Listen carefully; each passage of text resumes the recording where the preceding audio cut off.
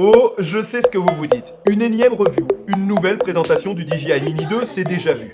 Eh bien, vous avez entièrement raison. Le DJI Mini 2 cartonne, il a rendu le drone accessible à de nombreux débutants pour deux raisons principales et pas plus. Son prix, très abordable pour un drone de cette qualité, moins de 500 €, et son poids, inférieur à 250 grammes, qui oblige au-dessus de cette limite à passer une petite formation en ligne et tout un tas de subtilités du règlement pour lequel les futurs acquéreurs ou acquéreurs actuels n'ont pas envie de s'enquiquiner. Bienvenue à toutes et à tous sur la chaîne Monsieur Je Sais Tout. Cette vidéo va reprendre point par point toutes les possibilités du drone DJI Mini 2, celles qui en font un succès commercial. On va le passer à la loupe, vous n'ignorerez plus rien de ce en quoi il est capable. C'est un peu une vidéo hommage pour ce best-seller. C'est parti!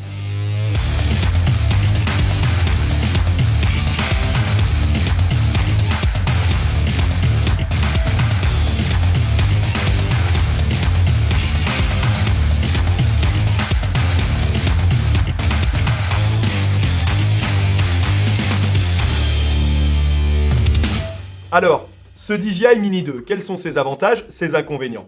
Nous allons aborder tous ces points méthodiquement pour ne rien oublier.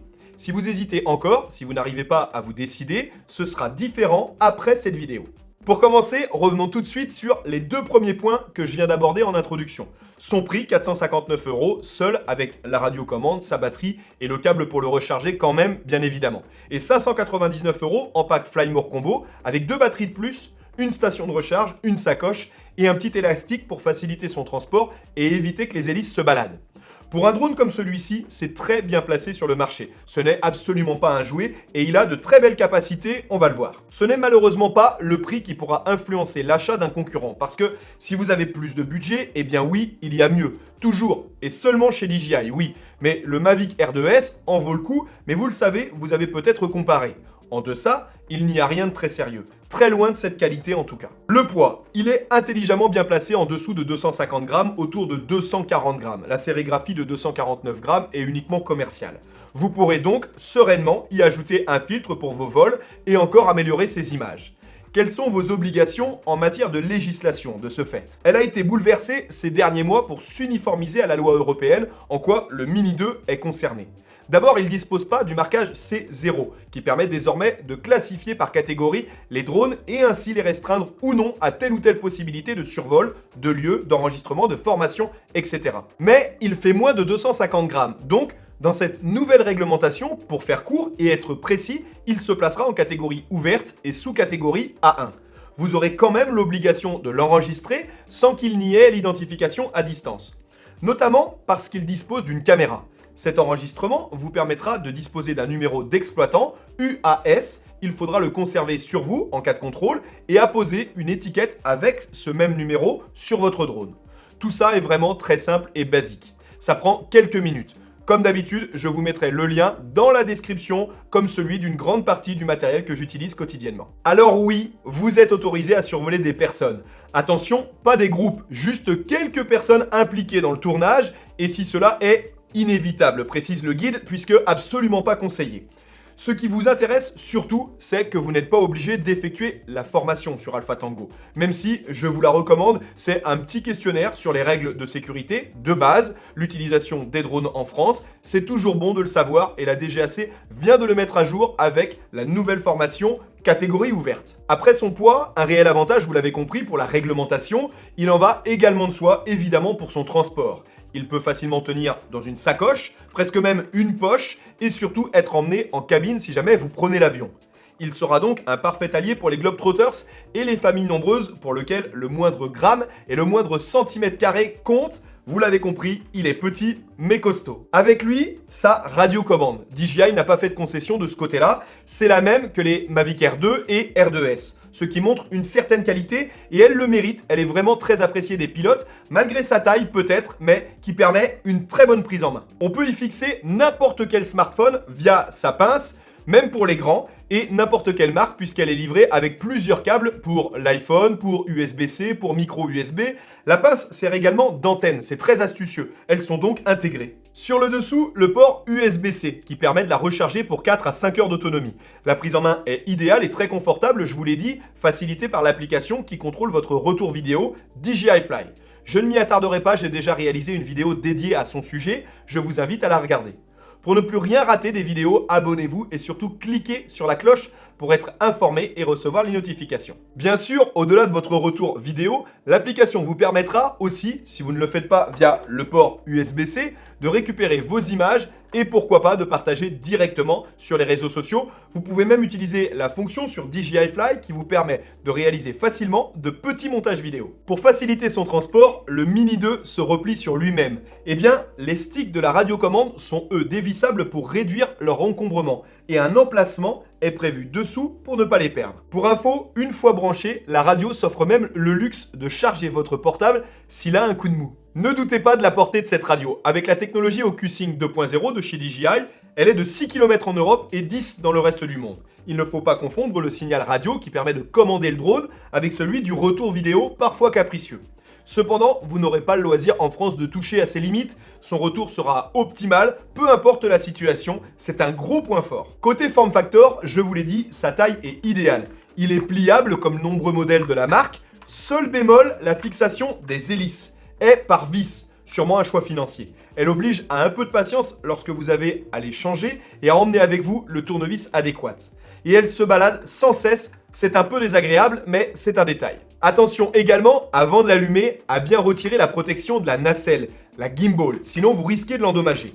Veillez également à bien encastrer la batterie, juste derrière, au-dessus de l'emplacement micro SD. Pensez à prendre une carte assez rapide. Les SanDisk, dont je mets le lien en description, sont idéales. Le Mini 2 n'a pas de stockage interne. Il n'a pas non plus de chargeur, c'est top pour son transport. Seul son port USB-C permet de le recharger pour 31 minutes de vol. Dans le monde du drone de loisirs, seul le DJI Mavic Air 2 fait mieux avec 34 minutes de vol. Une seconde batterie vous en coûtera 55 € l'unité. Et en plus, elle se remplace très facilement. Côté fun, vous pouvez personnaliser la couleur des LED avec l'application. De quoi est-il capable en vol? Son comportement est très stable. Nous avons pu le voir même par grand vent avec la vidéo crash test. Je ne vous conseille pas quand même de le mettre à l'épreuve au-delà de 30 km/h. Il n'y aura pas d'intérêt. Ça aura une incidence sur son comportement, mais pas de toute façon sur la stabilité de ses images, n'en doutez pas, il est très bon sur ce point. Même par des vents de 60 km/h, l'image est stable. La qualité est très correcte, toujours par rapport à son prix bien sûr. Il fournit une image en 4K à 30 images par seconde avec un bitrate de 100 mégabits par seconde. Le bitrate est une échelle permettant d'indiquer, de graduer si je peux dire, la vitesse de transfert issue de la compression des images, des données qu'elle contient. Plus elle est élevée, et mieux c'est. Dans certains cas, il faut savoir filmer en 2,7K ou même en Full HD 1080p, 4 fois moins grand, mais avec un taux de compression meilleur et donc un meilleur rendu.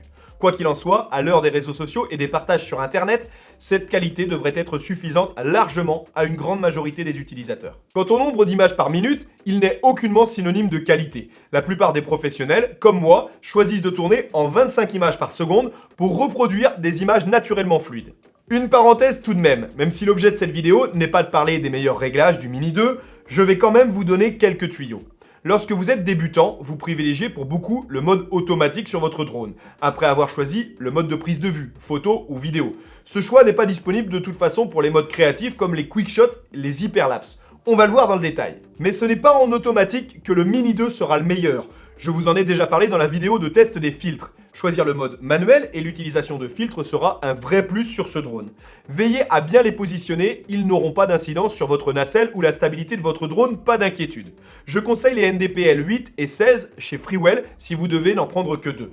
Bien utilisés, ils seront vraiment un plus, n'en doutez pas. Justement, les modes de prise de vue. La photo pour commencer. Le DJI Mini 2 offre la possibilité d'enregistrer ses images en JPEG et en DNG. Le DNG est un fichier brut, du RAW comme on dit, bien plus lourd mais plus efficace pour vos retouches, contrairement au JPEG. Il est peu compressé. Privilégiez-le. Le capteur du Mini 2 de 12 millions de pixels est un 1 sur 2,7 pouces, avec une ouverture de f2.8 et un équivalent à 24 mm. Lorsque vous prenez en photo, vous avez le choix entre 16 neuvième et 4 tiers. Choisissez le 4 tiers. Le 16 neuvième n'est que le même fichier recadré. Mieux vaut que vous le fassiez par vous-même après et utilisez les pleines possibilités du capteur si ce n'est pas pour publier immédiatement. Pour les photographes, le Mini 2 offre également toute la panoplie de création. D'abord, les réglages manuels, du temps de pause, le shutter speed et la sensibilité. Attention, sur le DJI Mini 2, je vous conseille de choisir toujours le minimum 100, en photo comme en vidéo. Dès que vous montez ne serait-ce qu'un tout petit peu cette valeur, la qualité de votre image se dégradera en ajoutant du bruit numérique. C'est leur point faible. Par définition, n'espérez pas capter des images dès que la luminosité baissera. Les couchers de soleil, oui, mais pas plus. En revanche, l'intervallomètre, l'hyperlapse, les différents modes de création, sphère 360, les différents panoramas en photo sont très sympas. Il ne suffit plus qu'à les partager comme sur une photo sur Facebook, par exemple, pour reproduire exactement leur effet.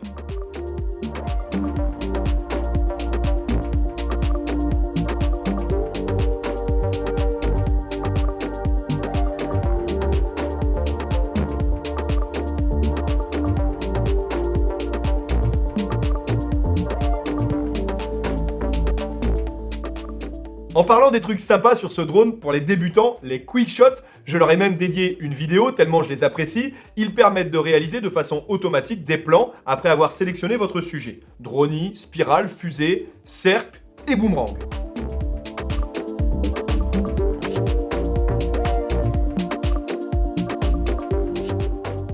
Côté vidéo, toujours, si on voyait un peu ce dont il est capable. C'est parti, décollage.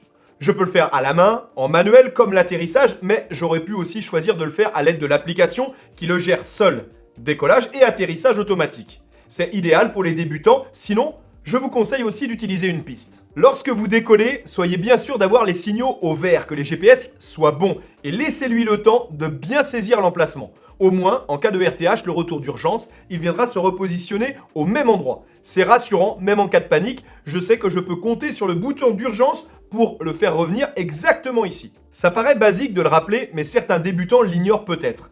Lorsque vous décollez avec le DJI Mini 2, une fois en vol, si vous lâchez les sticks ou la radio, quoi qu'il arrive, il reste en vol stationnaire.